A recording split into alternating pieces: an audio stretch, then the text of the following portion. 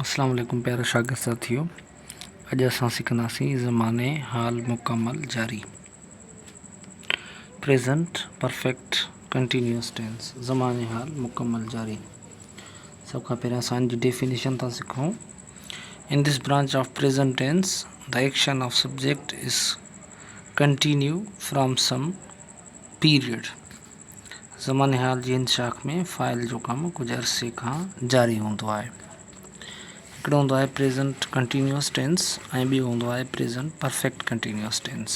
Present continuous tense में ख़ाली असां कम जे जारी हुजण खे ज़ाहिर कंदा आहियूं, पर प्रेजेंट परफेक्ट कंटिन्यूअस टेंस में असां कम जो अरसो बि ॿुधाईंदा आहियूं।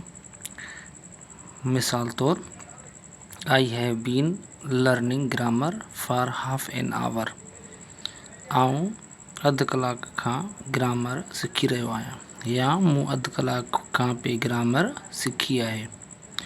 हिन जा जेके हेल्पिंग वर्ब्स आहिनि उहे हैव बीन ऐं हैज़ बीन आहिनि। अचूं था सेंटेंस स्ट्रक्चर ते, मतिलबु फार्मूला ते, त असां सेंटेंस कीअं ठाहियूं। फार्मूला में असां वटि आहे subject, helping verb, main verb, object ऐं एडवर्ब ऑफ टाइम। सब्जेक्ट जेकॾहिं असां वटि आहिनि आई वी यू दे ऐं प्लूरल नेम, त उन्हनि सां हेल्पिंग वर्ब लॻंदो हैव बीन ऐं वर्ब जी फर्स्ट फॉर्म सां गॾु इंग लॻाईंदासीं। उन खां पोइ ऑब्जेक्ट रखंदासीं ऐं वक़्त लाइ सिंस या फार खे इस्तेमालु कंदासीं। जेकॾहिं सब्जेक्ट असां वटि आहिनि ही शी इट ऐं सिंगुलर नेम, त उन्हनि सां गॾु असां हेल्पिंग वर्ब हैज़ बीन लॻाईंदासीं, वर्ब जी फर्स्ट फॉर्म सां गॾु इंग लॻाईंदासीं, पोइ ऑब्जेक्ट रखंदासीं ऐं वक़्त लाइ सिंस ऐं फार खे इस्तेमालु कंदासीं। Difference between since and far. अचो त सिंस ऐं फार में फ़र्क़ु ॾिसूं। त सिंस असां कहिड़े वक़्त लाइ इस्तेमालु कंदासीं ऐं फार असां कहिड़े वक़्त लाइ इस्तेमालु कंदासीं। Since is used for the time who's starting point is not fixed. Since उन ई वक़्त लाइ इस्तेमालु कबो आहे जंहिंजी शुरूआति मुबहम हुजे। मतिलबु सिंस असां उन ई वक़्त लाइ इस्तेमालु कंदासीं जंहिंजे अॻियाड़ी जी असांखे कंफर्मेशन न हुजे। या ॿिनि लफ़्ज़नि में त सिंस असां उन ई वक़्त लाइ इस्तेमालु कंदासीं जंहिं वक़्त खे असां ॻणे न सघूं। मिसाल तौर, सुबुह खां, शाम खां, मंझंदि खां, या वरी 1947 खां 2003 खां।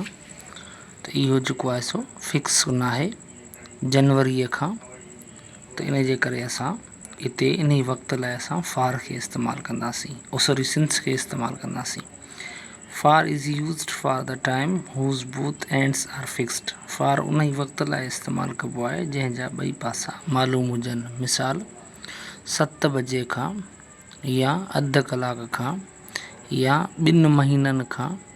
ॾिसो, इन जी अॻियाड़ी बि मतिलबु मालूम आहे ऐं उन जी पछाड़ी बि मालूम आहे, त उन लाइ असां फार खे इस्तेमालु कंदासीं। या फार असां अहिड़े वक़्त लाइ इस्तेमालु कंदा आहियूं जंहिं वक़्त में खे असां ॻणे सघूं था, जंहिं वक़्त में मतिलबु त अदद इस्तेमालु थियनि था।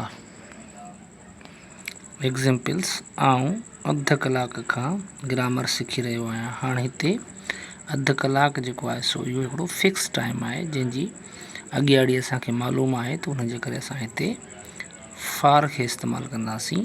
आई have been learning grammar for half an hour.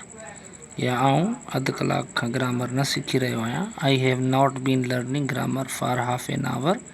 या छा आऊं अधु कलाक खां ग्रामर सिखी रहियो आहियां। Have I been learning grammar for half an hour. छा आऊं अधु कलाक खां ग्रामर न सिखी रहियो आहियां। Have I not been learning grammar for half an hour. हिते हिकिड़ी ॿी ॻाल्हि ज़हन में रखो त जेको बीन आहे उहो पंहिंजे मेन वर्ब खां कॾहिं बि अलॻि न थींदो। मिसाल तौर, I have been learning grammar for half an hour. हिते बीन लर्निंग खां कॾहिं बि अलॻि कोन थींदो। तव्हां चइनी जुमलनि में ॾिसंदव त बीन हमेशह लर्निंग सां गॾु इस्तेमालु थियो आहे।